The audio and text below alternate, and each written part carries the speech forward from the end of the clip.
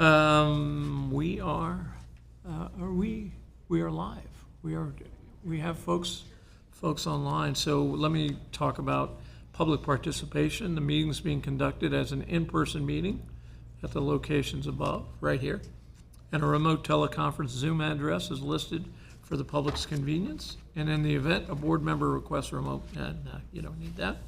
If you would like to make a public comment, you can, you can contact Solvi Sable at SSO. I'm going to go back to this one. Mr. Chairman, Mr. Chairman of the PCTPA, I'm not doing as well as you. So you can contact Solvi Sable at SSOB. Corey, would you give us that? Would you give us that address, please? Because it's not right in front of me. Solvi Sable at ssabol@pctpa.net, or you can also raise your hand to provide public comment. Right, thank you very much. And with that, I'll ask Director Joyner to lead us in the Pledge of Allegiance. Absolutely. You all please stand. I pledge allegiance to the flag of the United States of America and to the republic for which it stands, one nation, under God, indivisible, with liberty and justice for all. All right, let's see if I can move on from there. So after I open an item for public comment, you can, if you're interested in making public comment, you can, and you're on the Zoom webinar, you can click the raised hand button located on the bottom. And now I see the rest of what I was supposed to read. All right. We will move on to our first item, which is the minutes. Oh, yeah. How about Yes, roll Mr. Chair, call? we have to do roll call. Yeah, roll call. Thank you. I'm a chairman in training here. Broadway, Here. Howdeshelt, Here. Joyner, Here. Holmes for Jones. We have a quorum. Thank you very much. Now, next item is item C, the approval of the minutes of the June 26, 2024 meeting. May I have a motion? Move approval. Second. Roll call. Mr. Chair, all members are present, so roll call is not necessary. All those in favor say aye. Aye. I'm going to abstain. I was not present. All right. And those opposed? All right. Motion passes. We'll go to agenda item D, agenda review, our executive director. Chair, agenda remains unchanged. All right, great. We'll go to item E, which is the AB 2449. Chair, all members are present. No action required for AB Right. 2449. All right, next we'll go to public comment, and as I mentioned earlier, and I'll do it better this time, after I open an item, this is public comment on non-agenda items. Please limit your comment to 3 minutes. Seeing no one, I'll now move to the consent calendar. And on the consent calendar, we have the 2024 Conflict of Interest Code Amendment. Presentation on that. It's on consent. No presentation. No presentation. Can I have a motion Mr. Chair, I move approval. and a second? Second. All those in favor say aye. Aye. Aye. Those opposed? Those abstaining? All right, next we have agenda item H, modifying the improvement program for the scope and cost of Sierra College Boulevard Segment 5 for the Regional Transportation and Air Quality Mitigation Fee. And Rick Carter, our Deputy Executive Director, will give us a presentation. Good morning, Chair Howdeshelt and members of the board. So just a little background kind of introduction on this. What really brings this to us today is we were contacted by City of Rockland staff as well as a potential developer of land that is adjacent to Secret Ravine. And they had some questions in terms of what was covered within the SPRTA Tier 1 fee in terms of improvements along Sierra College Boulevard.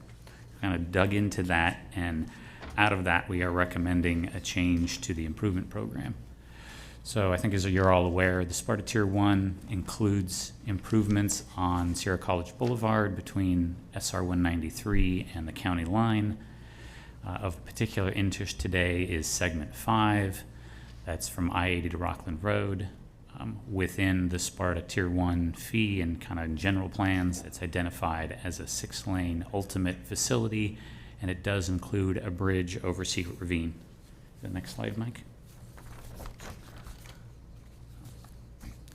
So when we went and kind of dug into this and looked at this, the estimate for this is back from 2006, so it's quite dated. We look back at that estimate. What's within SPRTA included 2 lanes to the north, widening 2 lanes to the north and adding 4 lanes to the south. That's kind of the image that's on the left side there, kind of labeled for 2006. When we dug into the details of that estimate, it omitted anything for the bridge. There was no notes or discussions, anything in that estimate of why it was omitted. It's simply not there, no cost for it, no mention of the existence of a bridge. So we don't know if that was something done intentionally or if that was an omission, but the reality was not included in the costs. The other thing that is shown there is there was a lot of frontage that was included within the SPRTA program that has either been built since 2006 or is slated to be built by adjacent development. Go to the next slide. So, looking at this, we convened a working group of the agency staff to kind of talk about the changes and what we saw as some needed changes here. There was consensus from the agency staff meeting as well as from the TAC to include the bridge in the cost of the program. Very common to include bridges in the fee programs given the high cost of bridges relative to roadway frontage. The other recommendation was to remove the frontage from likely developable parcels. Part of the JPA formation agreement specifically identifies that frontage improvements that are part of adjacent development is not part of the fee program. It's not a cost to the fee program. So I think in 2006 there was assumptions made about what would develop and what would not, and kind of timing, and over the last 18 plus years that has changed. So the last little piece is a lot of the work to the north has been built, so we were going to revise the estimate for what was constructed as well. Next slide, Mike. So going through all that work, what we end up with by adding the bridge and kind of associated retaining walls through there and removing the frontage that should no longer be within the fee program, we ended up with about a $2.25 million net increase in cost, just given the very high cost of bridge and structure work. But when you run that through the fee program itself, and with all the DUEs, what we end up with is what is really a small increase in the fee per DUE that's shown over on the right.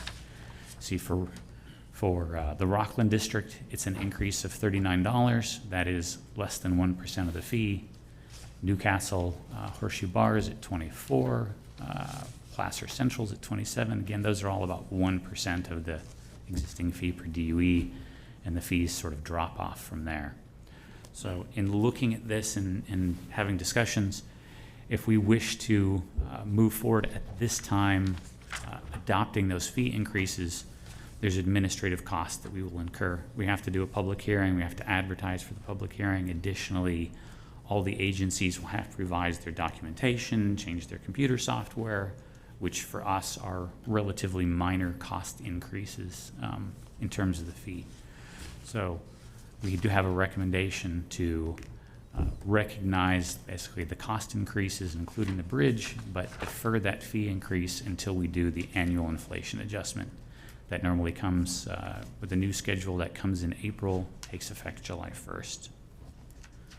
Next slide.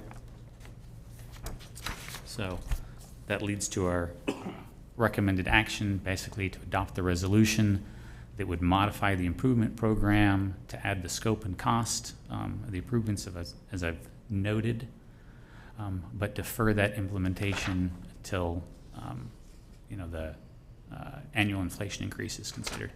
And the real reason for doing this now is if we recognize that that's included in the fee program now, that allows the city of Rockland and that potential developer to sort of move forward, allows the Rockland staff to figure out how they want to condition that project if it does go forward. So that's the reason for coming before you today instead of kind of throwing this all in April.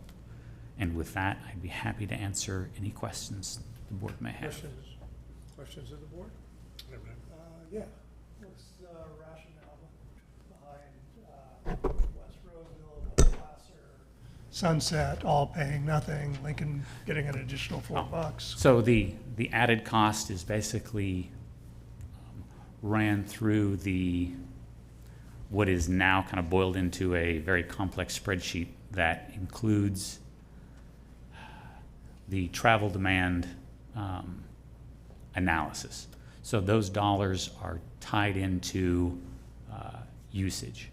So Mike, if you could go back a slide. So just one slide. So Dry Creek, basically when you take that $2.25 million and you say what is Dry Creek's proportional share of that based on the usage of that segment of Sierra College Boulevard by future development, it's less than $1. So that's how those dollars were figured out. So the highest impact is Rockland because it sits in the city of Rockland, so they're just going to have more use of it. Horseshoe Bar, Placer Central, in the area, Placer Central uses a lot of Sierra College Boulevard, so they have a higher usage than, say, Sunset, Roseville West. It's also tied to the amount of development that's planned in the future. Yeah. If that made sense. It makes sense. I just, I look at how much Lincoln's already in on all of this, and Yeah. Does it make sense? Yes. Will we be traveling over and using those roadways? Yes. Some, yeah. Board member Brumley. Yes, to deferral. You talk about the cost of implementing now. Yeah. Which we certainly understand there's a cost of implementing now. What do we forego in potential fees by deferring this? So has that been calculated? I did calculate that, and I'm looking to see if I bothered to note it, and I don't know if I noted it. I did calculate it. It was in the neighborhood of sub $10,000. Okay. The districts, the larger districts that are there in terms of Rockland, Placer Central, Horseshoe Bar, Newcastle, Horseshoe Bar, Placer Central don't pull a lot of permits. Rockland pulls some, which was the largest chunk of that, but they're, not a massive amount. Not on a 2.25 net increase versus Yeah. 10,000 in fees collected. Okay, and how many groups are impacted by the implementation when they have to modify their systems? So it's the county would, Lincoln would, Rockland would, Roseville would. Okay. They've all got to, they have to make those adjustments, right? Roseville East goes at $5, so they've got to change their fee schedule. They've got to reprogram that into their software. They've got to republish the fees. So by not doing this now, we get a annual change, which is programmed in and is planned, and Yeah, versus And duplicating anticipated. that process. yeah. Okay. I said with the recommendation to defer. As I mentioned, I should have come with the number, but I looked at the dollars and I said we've got to advertise in the paper, we've got to run the advertisements, hold the public hearing. The agencies have to go through their administrative cost, and frankly, working with staff, and nobody was dying to go through the administrative effort to add $39 or $5 and that sort of thing to their fees. Okay, thank you. DIA's been made aware? We did not. I did not discuss specifically this I with the want to make them BIA. aware. Yeah.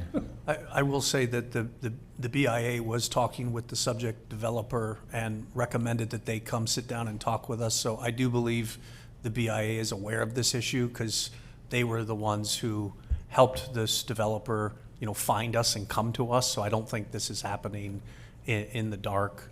We did not formally go back and talk to the BIA about this small adjustment, but I think they are aware of the issue. All right, any other questions? I'll open it for public comment. I'll close public comment, bring it back to the board for action on staff's recommendation. I will move approval. I'll second. All right, and this item requires unanimous consent. Yes, Mr. Chair, per the bylaws, it requires unanimous consent. All those in favor say aye. Aye. Hey, Opposed? just need to be on the record. Okay, I got it. Abstain? No? Okay. Thank you very much. That brings us to the executive director's report. Chair, I have nothing to add to my earlier report under PCTPA. All right, and do we have any directions to the executive director? None? You do not. All right, then we will be adjourned.